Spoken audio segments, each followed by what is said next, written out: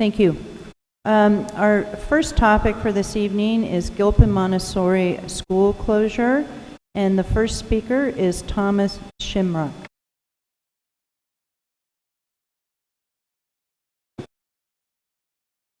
Hi there. Sorry, I just walked in, made it through security. Will you make sure the microphone's right in front of your... Yes, I will. Thank and I'm you. waiting for my Word document to be open. I'm sorry. Okay. All right. Good evening. My name is Tommy Shimrock. I'm a father to a future DPS student, a Denver resident, and a DPS teacher. I teach at Henry World School in the Southwest. And I'm here tonight speaking to all of you regarding your decision to close Gilpin Montessori. And I'm speaking from the perspective of the roles I mentioned above previously. Members of the board and Mr. Superintendent, your decision to close Gilpin Montessori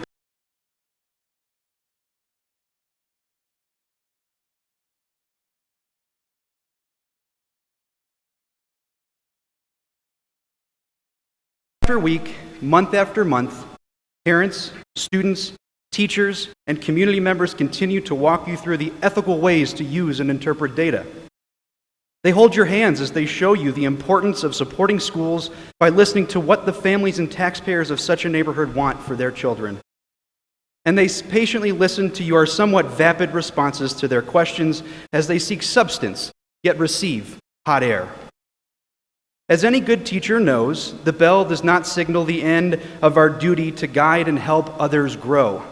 So here it is after 5 p.m. tonight, and I find myself still teaching, hoping to see the light bulbs turn on above all of your heads. I worry it may not happen. Let's let civics class commence. Lesson 1. Public schools are the backbone of our democracy. When you choose to close such schools and usurp democracy, you need sound reasons. What you all have presented the Gilpin community is a list of flawed metrics with numbers that were arrived upon in consultation with some of your cohorts in a somewhat arbitrary manner. Were you in math class, you would have been sent to the principal's office for cheating and a phone call would have been made home. Shame on all of you for standing beside these lies. Lesson 2. When you're democratically elected to a position of leadership, it becomes your job to listen and respond to the needs of your constituents. Your constituents are the people who elected you and to whom you owe your action. What the 7 of you seem to fail to realize is that members of your community are declaring their wishes and are no longer asking you to hear them, as you have chosen to systematically ignore their asks. They are demanding that you hear them, yet you still choose not to listen. Merely saying you hear someone or a group does not equate to processing and then making decisions in the best interest of others. Shame on you all for ignoring the voices of parents and children in the Gilpin community repeatedly. Lesson 3. In electoral politics, a politician is always at risk of the ultimate power of their constituents, being voted out. When citizens have shown across our city over the years is that when our elected officials ignore us, we send them packing. Since all of you continue to not listen to the people who elected you, we intend to vote you out. Your time as volunteer representatives of the children and people of Denver, and in particular of Gilpin, is running short. Shame on you for not understanding that your tacit and overt ignoring of community voices demonstrates a lack of fitness for the jobs which you are elected. And as I mentioned before, as any good teacher knows, the bell doesn't signal the end of class. I have a little bit more. Thank you. Thank you. Before my teaching day comes to a close, we must check our Please. Progress. If your goal is to be elected officials that listen to children and Mr. parents as Shimrock, taxpayers in your your time is up. constituency group like the Gilpin community, Mr. then you are Shimrock, not please meeting stop. expectations. If your objective is to ensure that schools remain open and not closed with the supports that are... Mr. Shimrock, as you well know, this is about public comment. Many of your citizens have signed up, and you knew before you came here it was for 3 minutes. So, Mr. Shimrock, will you listen to an idea I have for you? Will you listen to an idea I have? Will you listen to an idea I have, please?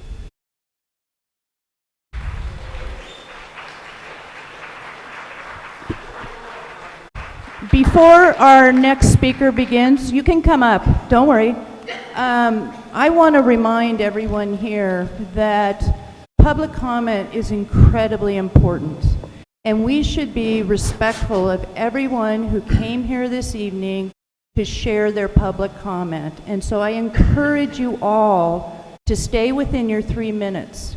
If you have more to say and feel like you want to take the time of other citizens who came here to share their comments, we have a number of folks from our family and community engagement who are happy to go with you and discuss with you further your comments.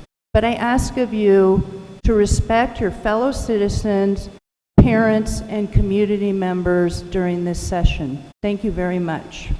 Our next speaker is John Collins. Good evening. When I speak of school closure, I can't help but to go back to Manual. When in the library on the second floor, Superintendent then Bennett and Ms. Happy Haynes met with the teachers to let us know our 9th grade students will be moving on to West High School and we'll only have 10th, 11th, and 12th. 3 weeks later, they returned to announce the school will be closed for 1 year and reopened. At that time, we fought the closure by speaking out at the school board meetings and the community meetings, along with who was supposed to be leaders in our community, which was the East Denver Ministerial Alliance. But to no avail, closure still happened. We fast forward 11 years now, we still have school closures. But here lies the problem. With Manual, we did not have much data, if any at all. It was all about our emotions and how we felt about what the school board was doing to the students at Manual at that time. In the gallery at Manual, we discussed school closure with the board members and what it would look like when it reopened. No one listened, and still today with Gilpin, no one is listening.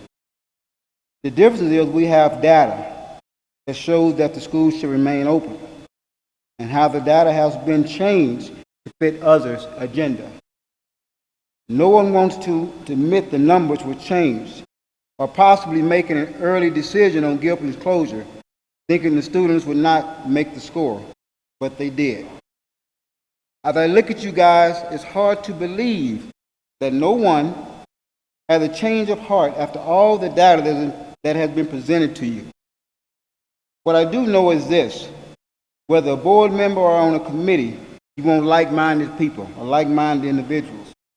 But even with that, some individuals always have a different opinion, whether in private or in public. It's hard to believe that on this issue, all you feel the same way. Someone needs to speak up and speak out against wrongdoing to start the reversal process with this data. Mr. Spiritu, I feel like it should be you. This is your area. And once again, I will say this: if the school failed because of skewed data, then I believe you failed because you represent us. Thank you. Thank you.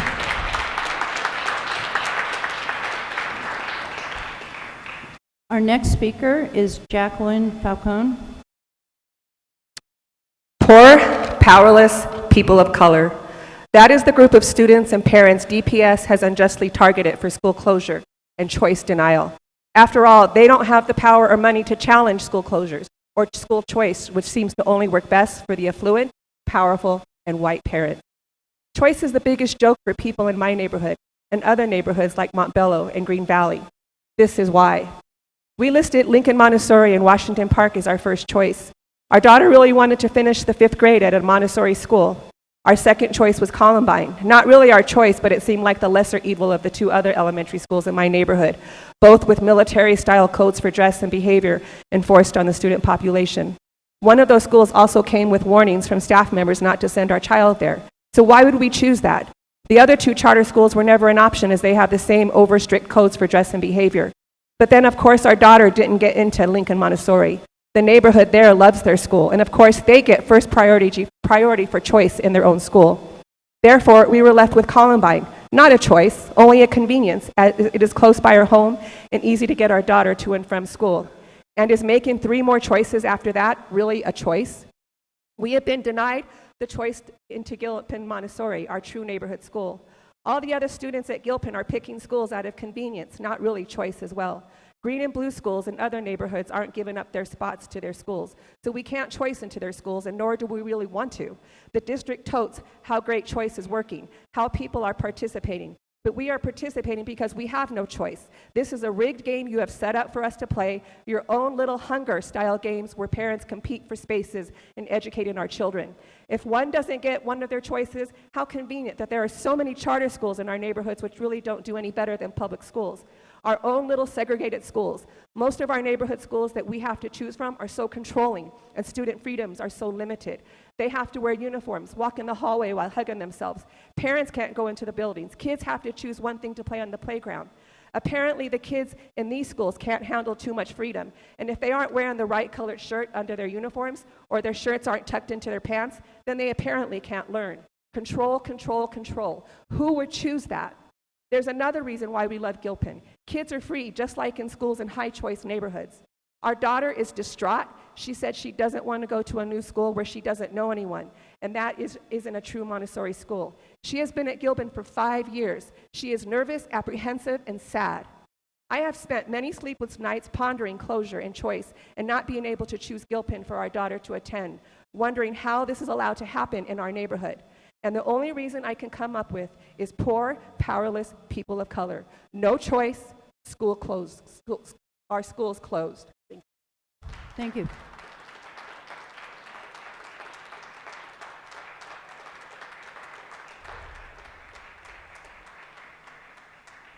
Our next speaker is Jackie Collins, back home. JC, sorry, thank you.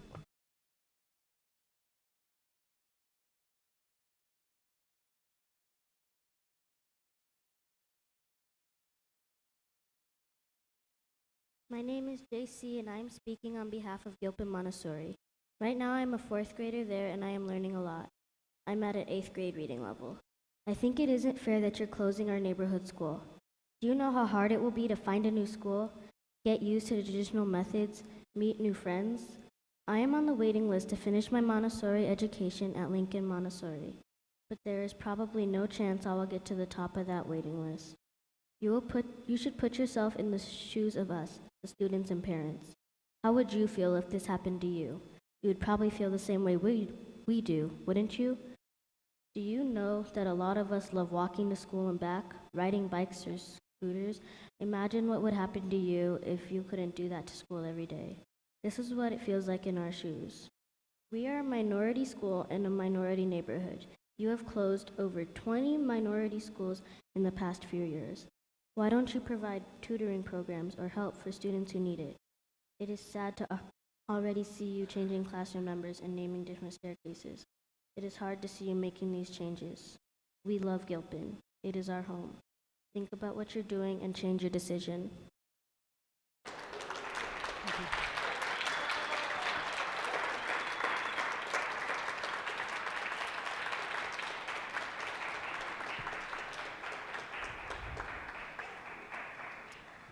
Our next speaker is Ray Trout. Good evening. That's a hard act to follow. My name is Ray Trout from Southeast Denver. I'm a teacher or parent in the system, but was once an engineer.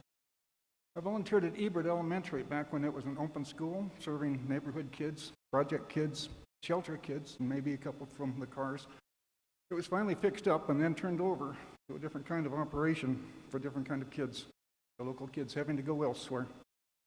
Then I was at Cole in its last year as an open school, and it did not even have a band instrument. I visited a number of schools over the years. Ken Gordon once remarked to me that the CSAPs, at the time, they were CSAPs, show you where the poor kids live. That's an overgeneralization, of course, but a generalization not to be deliberately ignored or suppressed. The annual standardized testing seems to be abused to achieve ends not obviously tied to the benefit in general for the students. Interpretation and application of standardized test results do not seem to take into account the local demographic and socioeconomic factors, but seem instead to be used to punish, not help, schools and staff, and to serve other interests sometimes. Recently, Gilpin and Greenlee have become targets, in their turn, subject to the closure and such, rather than transformation is needed. Will closing Gilpin actually help the neighborhood kids? Where will the kids go? Where will they be accepted that is realistically within their neighborhood? In the case of Gilpin, even the SQR numbers seem to have been hammered down to fit a previous decision. Real estate seems a factor, and I speak from having acquired a house down by Slavens, when only because it was closed at the time. Such things are in cycles. I do not have all the facts. I'm hoping that the board does. The extent of the ongoing privatizations and so forth seem to some of us to be a scandal. Surely the board need not affirm such a dodgy deal. Thank you. Thank you, Ray.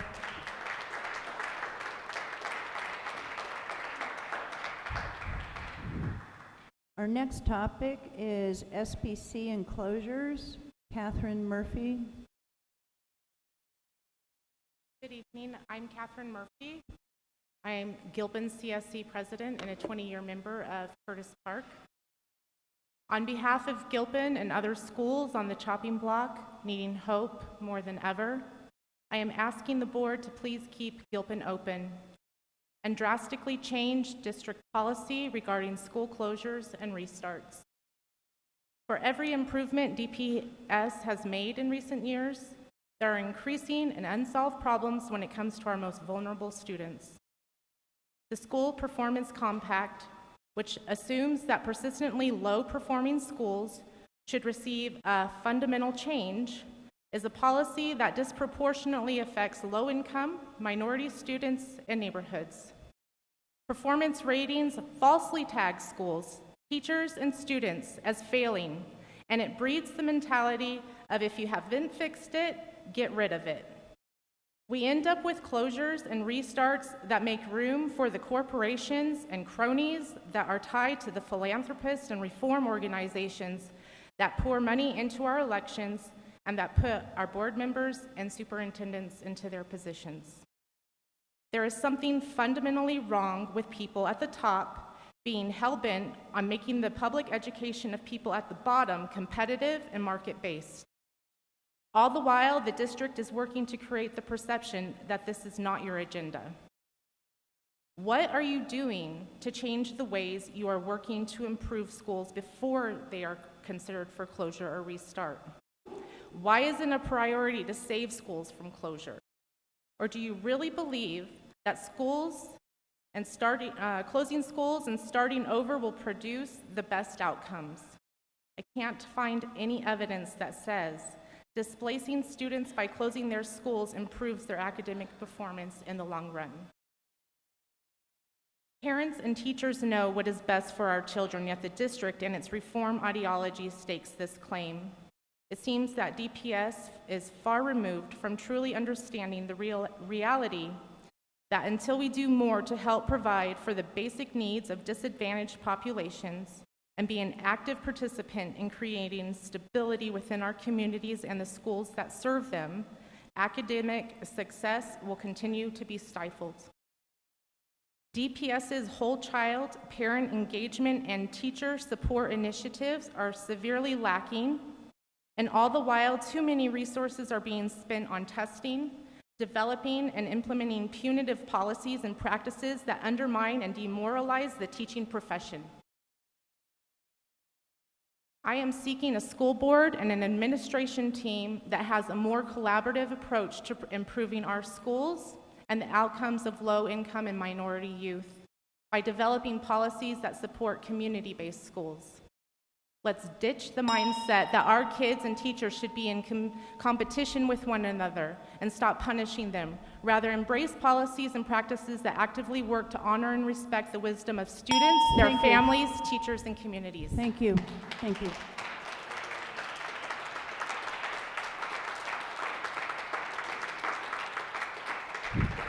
Our next topic is board responsibility and accountability in support of neighborhood schools.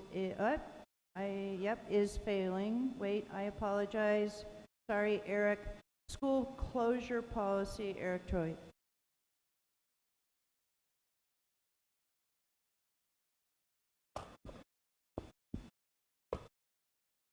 Oh, that should just about do it. So, hello once again, just to get reacquainted, I'm Eric Troe. I'm the host of Jazz Caravan on KUVO-FM. I'm a 4-year volunteer at Gilpin and a 15-year citizen of 5 Points. I'm also a former member of the Democratic Party, and I'm now an active Green, and it's as that I'd like to speak to you today.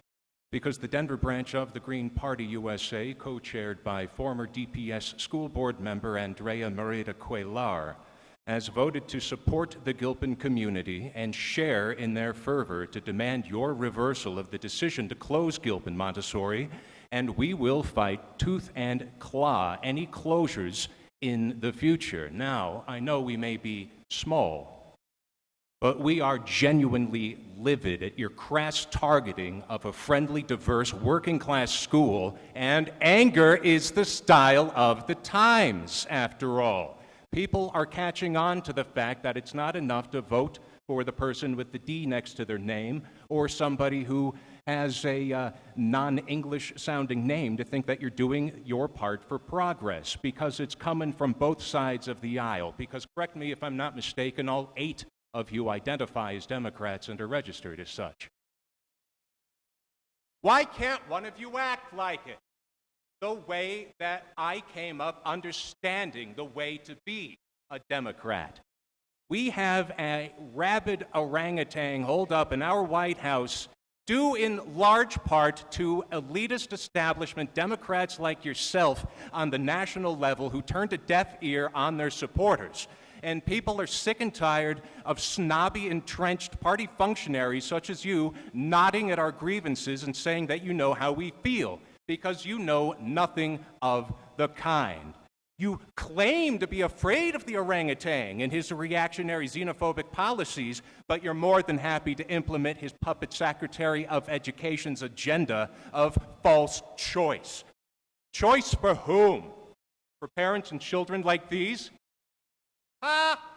The hubris of phony, rich neoliberals like you will be the downfall of the Democratic Party on the national level and right here in Denver, because you don't need to be a bigot to believe in or promote racist policy. And your school closure policy is racist beyond the pale. You carry through with this closure of Gilpin Montessori, 75% of whom are students of color, 3 out of 4 of whom receive free or reduced price lunches. You go through with this, and you have to make peace with yourselves within yourselves that you are willing agents for white supremacy. See you in November. Thank you.